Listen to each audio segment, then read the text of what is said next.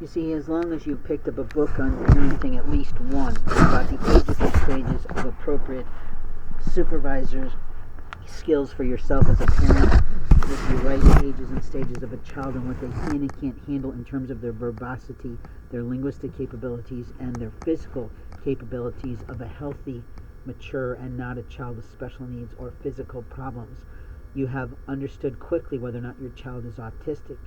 I've been told by the Lord several times that there are some black children in my community right now that are autistic and their parent has not even registered that, and it's going to be a shock to them.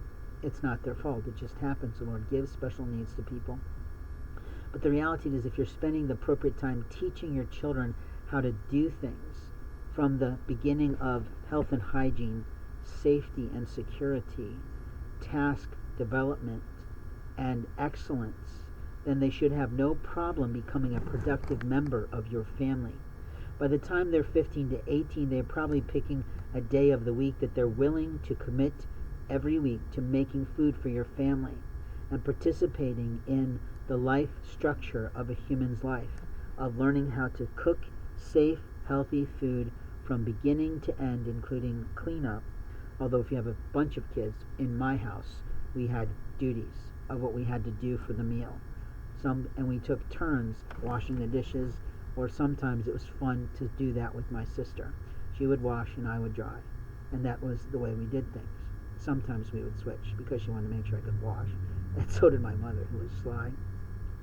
But the reality is that you're teaching your child to work and serve people in the most fundamental processes of America, which is we eat, we sleep, we poop, and we clean all that shit up.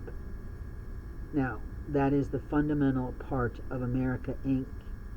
Once they move beyond their high school years of working in retail, they're expected with their college degrees or their 2-year certification degrees or their certification courses online or whatever they do that is producing their mind and their future and their passions that will allow them to eat, sleep, and poop safely in a shelter for the rest of their lives.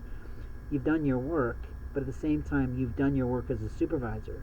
If you're not giving your employees, the minute they get on the job, a small pocket-sized notebook and pen from the company, which is what we did in manufacturing to get the stupid high school graduates and non-graduates of high school employees, no offense, but people do time out earlier than that, how to do their job and how to listen. We taught them to take notes. We had a much more productive 400-person plant when we did that, and I was personally responsible for ordering those beautiful notebook replaceable folios that they were gifted on behalf of the company. And those employees were really impressed, and they were really felt valued because they got something beautiful. They also got pens from the company that said our company name, and they were professional, and they felt good. Now, we don't do that all the time with retail employees, but you can do that for a dime, practically.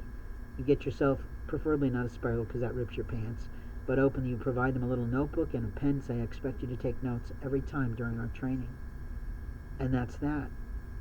Because people cannot remember everything. They're social creatures. They prefer to talk about relational things as opposed to what they're doing. But even stocking the shelf has a precision and exactness of how things should be done, how things should be cleaned, how to keep the placards from falling off the shelf. But my point to you as parents, my point to you as community supervisors is that you are fully liable for your employees. And this is where we get into the more difficult part of